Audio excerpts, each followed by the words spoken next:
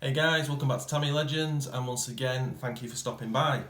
So this is part one of the Tamiya Dirt Thrasher restoration video. This is Tamiya kit number 58160, so this is number 160th. And it was released in 1995. This has not been reread yet. So as you can see, this is just a basic setup we're going for before we go into the detail. So we've had to go with decals, couldn't get hold of any originals, which is a little bit unfortunate. But the MCI Racing quality reproduction decals are absolute quality. So we've got a full sheet of them to go at. We're going complete box art on this. It has the shell goes blue and the side of the wings are blue, big wig blue PS4, and then the rest of it is PS1, which is just Tamiya Brilliant White. We're going to be using old school radio gear in this one because this car came with a full 2-channel setup and manual step speed controller. So that's all in there, and that's few Taba. But I got this Sanwa trigger transmitter with the Optimum Mid. So I've also got a brand new set of crystals. So I'm just going to put these new crystals into this set and we'll test it and see if it works. Fingers crossed, because this is a nice trigger unit, and I'd like to run this as old school as I can. The motor of choice is just a trusty Tamiya Sport Tune motor, which is perfect for this. When we do get to the running video, I've made a little Dean's Tamiya adapter up because I've converted my NIMs over because I went to Lipo, so I've converted them all to Dean's connectors. So obviously this has got the Tamiya connector on the free speed controller. So this morning I just rattled up the Tamiya to Dean's, very short, soldered it together. So I better use NIMs with it. But then I also want to just be able to put the 2S in and just see what sort of boost that gives the Sports Tune motor.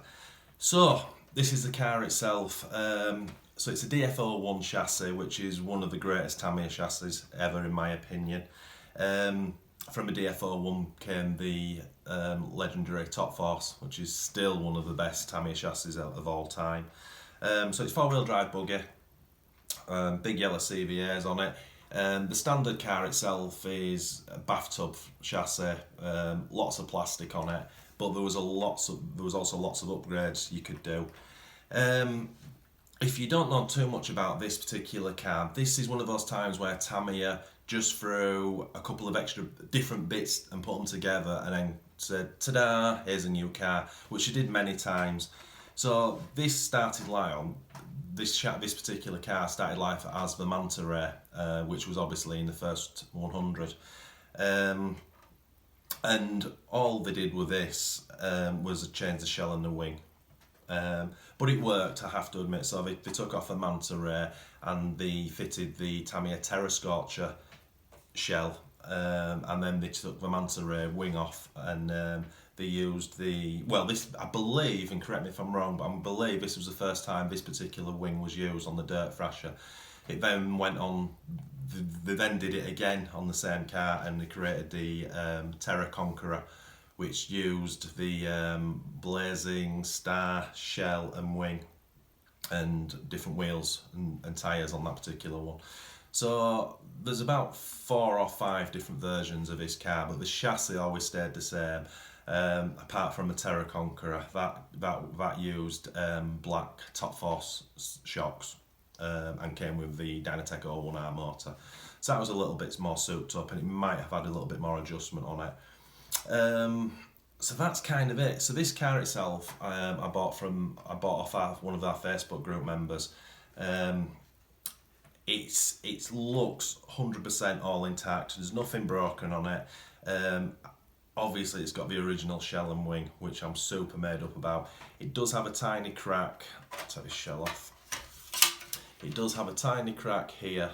But once it's painted and the decals are on, I'm not bothered about that. It's really funny when you get hold of an original Tamiya shell. It's a lot thinner polycarbonate than they use nowadays. Just by picking it up and feeling how light it is, you can tell that it's vintage. The protective foam's been taken off of it, which is a bit of a shame. Just means I've got to be a lot more careful when I'm masking it. But it's good to go. The wing, needs a really good wash in hot soapy water, and that's unfortunately got a little crack here. But again, I'm not going to go and buy a repo shell and wing for it just because of that, because this is such a waste. It's all nice and free. I don't think it's ball raced, but it's pretty smooth. And kind of looking at it in general, it's not had a hard life at all. You can see that. So, what's the first step? So what I want to do first is we'll do a close up on the car so you can see the setup of it, and then we'll change crystals over. We'll get some batteries into it, and we'll just see if the thing works. Fingers crossed, because obviously it doesn't. We'll have to go to plan B. And then on this one, it really is just a case of we'll take the shocks off and the wheels and that kind of thing. We'll undo these drive arms. We'll take the drive couplings out and what have you, and we'll just get all that cleaned up. If it's not ball raced, I'm not going to ball race it. I'm just going to keep it as it is. It doesn't have, as I said, it doesn't have a motor in, but it comes. I've got the motor plate for it. Right, let's have a closer look at this. So that's it. Obviously, with the shell off, I've taken the wing and the wing mount off, but you can see straight away how it comes completely original, which is absolutely awesome. So I've got the old Futaba receiver. 2 Futaba servos mounted. We've got the 3-step speed controller, Beck unit, if you know what that is, and everything's there. So that's absolutely awesome. As you can see, it's a little bit manky in places, but you know it's just dust and grime.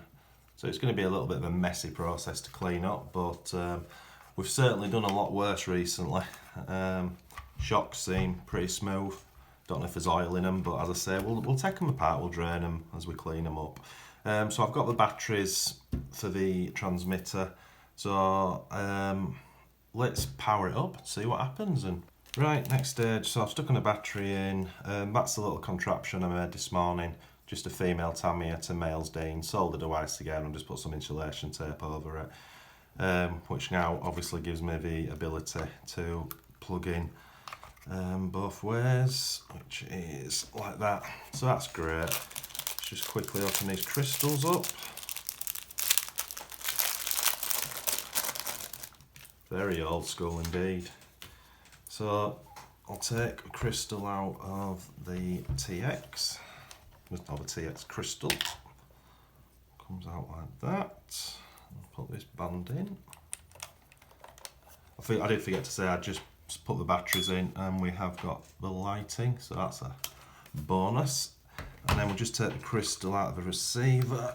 This probably has not been out of here for a long time. Oh. So take that channel out, and we'll fit the new one in. You don't get none of this hassle with 2.4 gig, do you?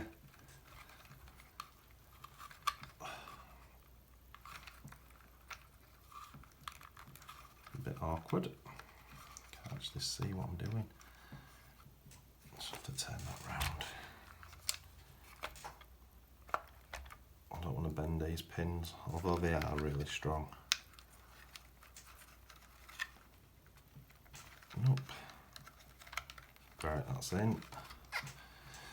Let's just push and make sure that's all the way in, like it is there. Right, so that's the crystals matching. I'm not going to connect the motor just yet because, as I say, we have no idea what this is going to do.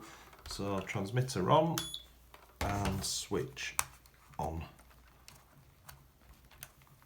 Oh, that's solid. Let me just check that. On, off, that's on. Nothing. Okay, so interestingly, we've got throttle, but we ain't got steering. Oh, I can see a connector that's slightly damaged there. Just wiggle the wires just to see if there's anything loose. So, where are we? That's the steering servo.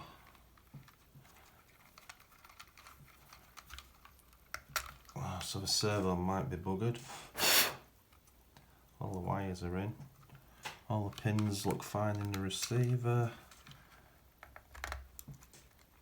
but yeah, there's definitely nothing. That's pretty strange, I have to say.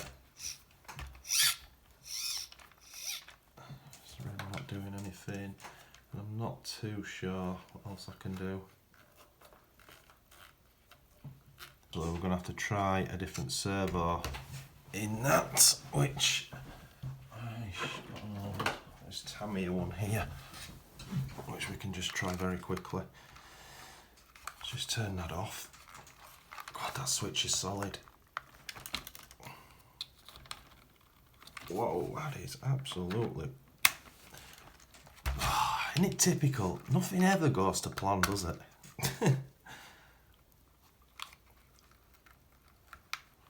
So we know this Tamiya works. Oh, I'm not going to be able to use that. No, sorry, it's me, dickhead, putting it the wrong way. Right, let's try that. We switch on. Yeah, that's working.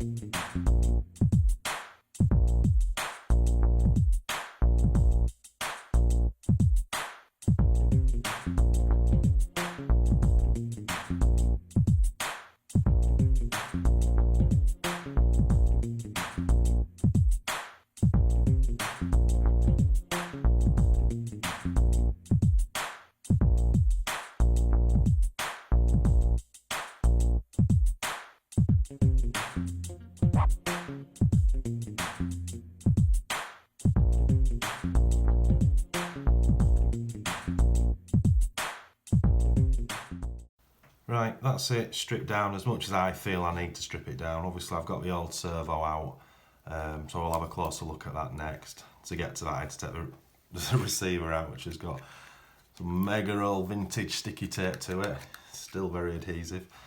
As you can see, I got all the drive shafts and the drive couplings out, and they're in great nick. Definitely not ball raced. Looking at these, they've not had much use.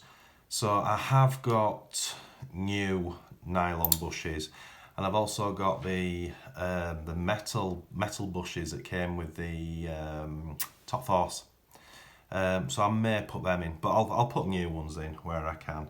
But obviously now this gives me the opportunity to get to everything and get this cleaned up. Yuck. Steering is smooth, so I don't have to touch that. So it generally is just a case of I'll get some hot soapy water, I'll strip the shocks down, we'll drain them if there's any oil in, and then we'll just get this stuff soaking in hot soapy water. I'm tempted actually just to whiz this bumper off, take this U bracket off, and unbolt the rear, well, all the arms as well, just to clean them up a little bit. Might be worth doing actually. So anyway, let's get on with the cleanup process, and then we'll start to re-grease it and build it all up back together slowly. I did just to do that, so I stripped the chassis out so I can get into all these bits and get it nicely cleaned up. As I say, I'll have to put some switch grease lubricant on here, so I'll probably whiz this off as well just to get to it. Then I thought I might as well stick the tyres in the hot soapy water and the wheels as well, let it soak for 15-20 minutes, and then start cleaning them off bit by bit. So let's do that. That's everything out of the hot soapy water, just got it drying off now, and as you can see it's come up a treat. This is another car that I get really lucky with cars. This is another one that's not had a lot of action.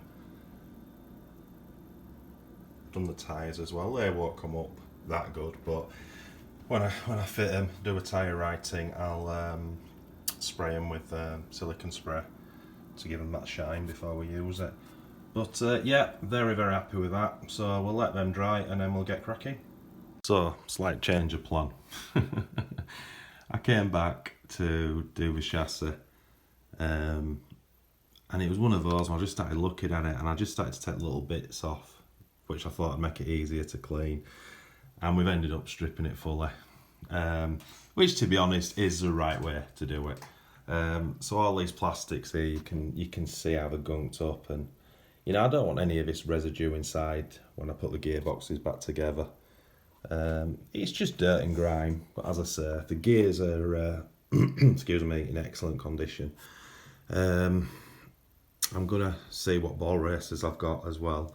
I think I've got about maybe 12 normal standard size bearings, so I might see if I can ball race it while we're here, but if not, it's not the end of the world. But at least now I can give it a really good clean. So we'll go get these stripped and then we'll go from there. Right, that's it, all cleaned. It's just drying off now, so I'll leave it overnight. I had a quick count of the standard size Tamiya bearings and how many it needs. And it needs, I think it's 14, and I have 12 in a pack and I haven't got any more. So when I start building it back up, I haven't got the 2 small bearings needed, but I have got brand new the copper bushes, so I'll put 2 new ones in of those, and we'll use the 12 bearings I have. And it just means that what I'll have to do is on the front wheels, probably I'll just do 1 bearing in each and 1 bush in each, which is not ideal, but it's all I've got. And I never started out to ball race this car. So anyway, we've gone a lot further than we thought we were going to do, but it's worth doing. So as I say, I'll let this dry and then we'll go from there.